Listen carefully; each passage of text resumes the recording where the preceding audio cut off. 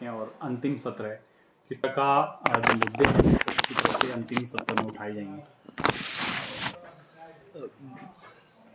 Present विधानसभा का अंतिम सत्र है और मौजूदा सरकार का भी अंतिम सत्र है और अभी सर्वदलीय बैठक हुई है। माननीय अध्यक्ष विधानसभा श्री विपिन परमार जी ने ये बैठक बुलाई थी, अभी हम उसमें हिस्सा लेके आए हैं और 4 दिन की विधानसभा है। सरकार विधानसभा को फेस नहीं कर सकती, इसलिए जो है संक्षिप्त सत्र बुलाती है। हालांकि क्योंकि ये अंतिम सत्र था तो हिमाचल प्रदेश विधानसभा के कायदे कानून के मुताबिक 35 सीटिंग्स होनी चाहिए थी पूरी, लेकिन वो नहीं पूरी की जा रही हैं और जब ये मालूम ही है कि ये अंतिम सत्र है तो अभी सीटिंग्स पूरी करनी चाहिए थी, लेकिन ऐसा नहीं है। चाहे बड़ा संक्षिप्त सा सत्र बुलाया गया है। क्या क्या मुद्दे जो है इस बार बोलिए सर, यहाँ पर किन मुद्दों को लेकर विपक्ष सदन के अंदर जाएगा और सत्ता? नहीं, मुद्दे तो अंबार है, मुद्दों का अंबार है, आपको मालूम ही है। एक कोई भी वर्ग विशेष हिमाचल प्रदेश में इस सरकार से खुश नहीं है और आप देखें कि सदन के बाहर भी कितने लोग अभी तक घोषणाएं कर चुके हैं कि हम विधानसभा को घेरेंगे और ये पुलिस के छावनी बढ़ जाएगी। अभी आपने देखना कल से, ऐसा कभी भी नहीं होता था कि इतने बड़े पैमाने पे जो है पुलिस के जवानों को लगाया जाए ताकि सत्र चलवाया जा सके। और पहले तो जो धरने प्रदर्शन करने की इजाज़त थी विधानसभा के गेट तक थी, अब तो यहाँ आने भी नहीं दिया जाता। अब तो चौड़ा मैदान के पास जो है उससे आगे किसी को नहीं आने दिया जाता। तो इसलिए मुद्दों की तो कोई कमी नहीं है और वो सारे मुद्दे जनता से जुड़े हुए सारे मसले यहाँ पे उठाए जाएंगे और चाहे सत्र संक्षिप्त है मगर कांग्रेस पार्टी का प्रयास रहेगा, मुख्य विपक्षी दल है, हमारा प्रयास रहेगा कि हर मुद्दा जो जनता चाहती है उसको सदन के भीतर उठाया जाए। सरकार से हमारा ये आग्रह है कि वो मुद्दे उठाने का में रुकावट ना बने। सर खनन माफिया काफ़ी सक्रिय हुआ है, अगर बात करें पूरे इसमें भी क्या सर विशेष आप उठाएंगे, क्योंकि सर आपने पहले भी एक सर में बताया। नहीं, देखिए सिर्फ एक तरह का माफिया नहीं है, इस समय मसला है महंगाई से लोगों की कमर टूट गई है जज, और जिस तरीके से महंगाई का मार पूरे प्रदेश में पड़ रही है और सरकार महंगाई पे बात नहीं करना चाह रही, चर्चा नहीं करना चाह रही, महंगाई नियंत्रण के लिए कोई प्रयास नहीं हो रहे हैं और हर तरफ हाहाकार मचा हुआ है और एक सेक्टर नहीं हर सेक्टर में, और बाकी रही सही चीज़ों पे भी जीएसटी लगा दिया गया है। जैसे अभी आप देख रहे हैं कि छोटी छोटी चीज़ों पे, खाने की चीज़ों पे, शमशान घाट पे, बागवानों की चीज़ों पे, हाँ, तो हर तरफ जो है ये जीएसटी लगाने के बाद जो है तो महंगाई की मार पहले ही बहुत थी, अब तो बवंडर मच गया है। तो महंगाई एक बहुत बड़ा मसला है और उसके बाद बेरोज़गारी बहुत बड़ा मसला है। लोग चोर दरवाजे से नौकरियां देने का प्रयास हो रहा है, अपने चंद चहेतों को अंतिम दौर में भरने की कोशिश हो रही है और जो है जिस ढंग से नौकरियों में हेरा फेरी हुई है वो सारे मसले सामने हैं। तो बेरोज़गारी और भर्तियां एक बहुत बड़ा मसला है और उसके बाद माफिया जो है, अब तो माफिया तो पूरी तरह सरकार ने खुली छूट दे रखी है। अब खनन माफिया ने तो तमाम रिकॉर्ड तोड़ दिए हैं। पुलिस के डीजीपी कहते हैं हमारे पास कोई कानून नहीं है जिसके तहत इन पे अंकुश लगाया जाए। कभी ऐसा किसी सरकार ने कहा कि हमारे पास कानून नहीं है, संपदा की चोरी हो रही है, 420 हो रही है, लूट हो रही है, और हाईएस्ट लेवल पे ऑफिसर्स के हमारे पास कोई कानून नहीं है। तो इसलिए मतलब माफिया को आपने खुली छूट दे दी, और उसके बाद डिपार्टमेंट के ऑफिसर्स ने ये प्ली ले रखी है कि हमारे पास स्टाफ नहीं है, और उधर जो है इसी ढंग से वन माफिया पूरी तरह सक्रिय है, शराब माफिया सक्रिय है, हर तरह का माफिया जो है सक्रिय है। तो हर मसला अब तो ये विधानसभा के जो अंतिम 4 दिन है उसके दौरान उठाया जाएगा। हमारी आज विधायक दल की मीटिंग है शाम को, उसमें रणनीति तय की जाएगी कि हम किस ढंग से आगे बढ़ेंगे। सभी विधायकों से कहा गया है कि वो शाम को मीटिंग में आएँ, और कल से जो सत्र है उसकी रूपरेखा बनाई जाएगी। सर, 2 निर्दलीय विधायक जो बीजेपी में शामिल हुए उसको लेकर कंप्लेंट भी दी है। उसको लेकर विधानसभा अध्यक्ष ने कहा है कि उनको जवाब दे दिया गया है विपक्ष को, उनको समझ नहीं आया क्या वो कंप्लेंट है या याचिका है।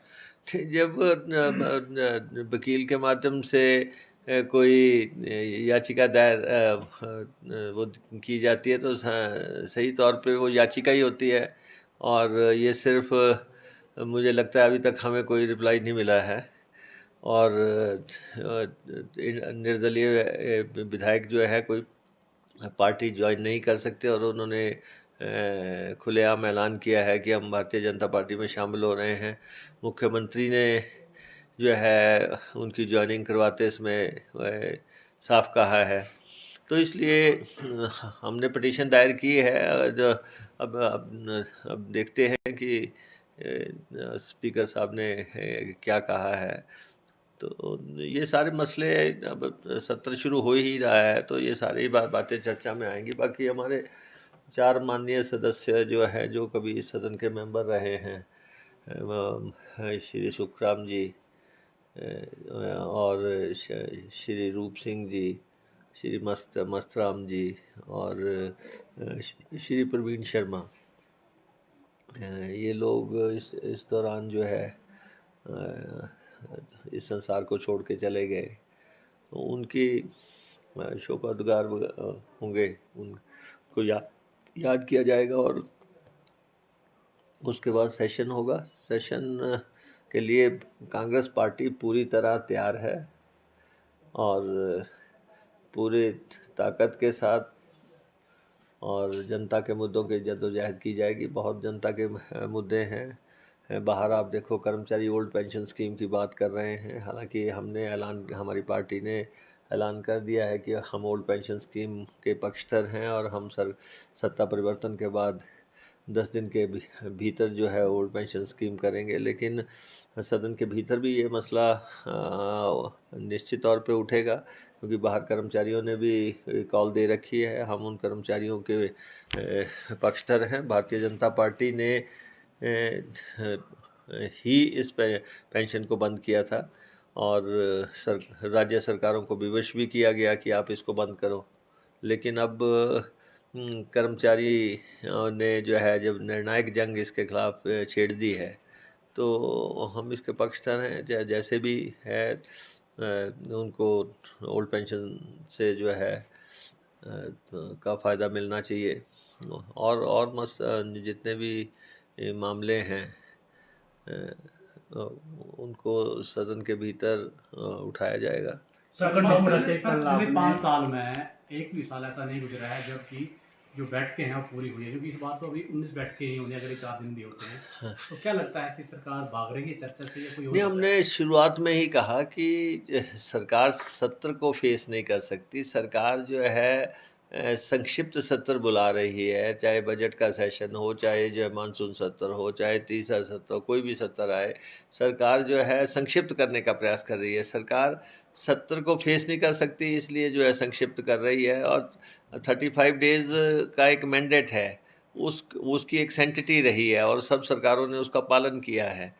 लेकिन मौजूदा सरकार लगातार जो है सत्र से भागती रही है, और उसकी वजह ये भी है कि मुद्दे बेशुमार हो गए हैं। हर वर्ग के मुद्दे हैं, कर्मचारियों के अलग मुद्दे हैं, बागवानों के अलग मुद्दे हैं, किसानों के अलग मुद्दे हैं, महंगाई, बेरोज़गारी, हर तरफ से जो है माफिया, हर तरफ इतने मुद्दे खड़े हो गए हैं कि सरकार जो है अपना पीछा छुड़ाना चाहती है, और इन्होंने विधानसभा को औपचारिक बनाने की कोशिश की है।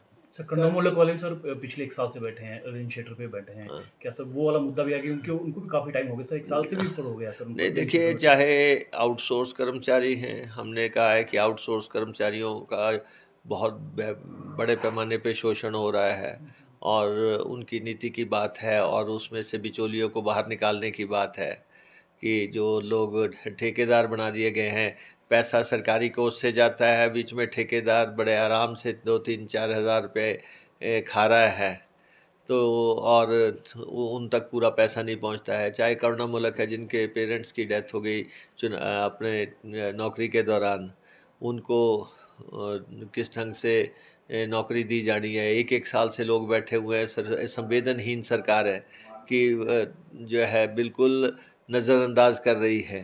तो ये जितने भी मसले हैं सारे बारी बारी आएंगे। सर जिस तरह से कल 5 ऐलान किए हैं कांग्रेस ने, उसको लेकर मुख्यमंत्री ने कहा है कि चुनाव नज़दीक है इसलिए इस तरह के ऐलान कर रहे हैं, और आज से पहले जब सरकार थी तब पेंशन का प्रावधान क्यों नहीं किया गया 18 से 60 तक, और जो बिजली 300 यूनिट मुफ्त देने की बात कही है, तो जब बीजेपी ने किया तो कांग्रेस कह रही थी कि भाई मुफ्तखोरी की आदत डाल रहे हैं, और अब खुद मुफ्त कर रहे हैं, इस तरह बीजेपी ने भी उस समय किया 125 यूनिट, जब हमने कहा कि हमारी सरकार आएगी, हम बिजली के बारे में और सीमेंट के बारे में निर्णायक फैसले लेंगे। ये जब हमने ऐलान किया, उसके बाद मुख्यमंत्री ने जो है ऐलान किया था, और हमारा ये मानना है ये ऊर्जा राज्य है, हिमाचल के प्रदेश के लोगों को उसका फ़ायदा मिलना चाहिए। बाहर के लोगों को सस्ती बिजली मिल रही है, इसलिए 300 यूनिट तक बिजली का कांग्रेस पार्टी ने बात कही है। चलो, ये तो घोषणा पत्र की बातें हैं, या दूसरी पेंशन की भी जो बात है, यहाँ तक बात कर रहे हैं कि रिसोर्सेज कहाँ से आएंगे। ये तो जब ये सत्ता से बाहर जाएंगे तब हम बताएंगे कि रिसोर्सेज कहाँ से आएंगे और कि इन बातों को कैसा पूर्ति करना है। जो पार्टी वादे कर रही है और जिस पार्टी को सत्ता में आना है, ये काम तो उसका है जिसने बड़े पैमाने पे फजूल खर्ची जयराम सरकार ने की है, किसी और सरकार ने नहीं की है। इन्होंने जो पड़ोसी राज्यों से अपने हक हासिल करने के लिए कोई प्रयास नहीं किया है। इन्होंने प्रदेश में संसाधन अर्जित करने के लिए, पैदा करने के लिए कोई कदम नहीं उठाए हैं। इन्होंने ठेके जो है 4 साल से नीलाम नहीं किए हैं। इनके टाइम में माफिया इतना हावी हो गया कि रॉयल्टी जो प्रदेश को मिलनी थी विभिन्न जगहों से, वो जो है सारी गौण हो गई। तो इसलिए स्ट्रिक्ट डिसिप्लिन्स आएंगे अगली सरकार में, और ये सारे वादे जो किए जा रहे हैं वो पूर्ति की जाएगी।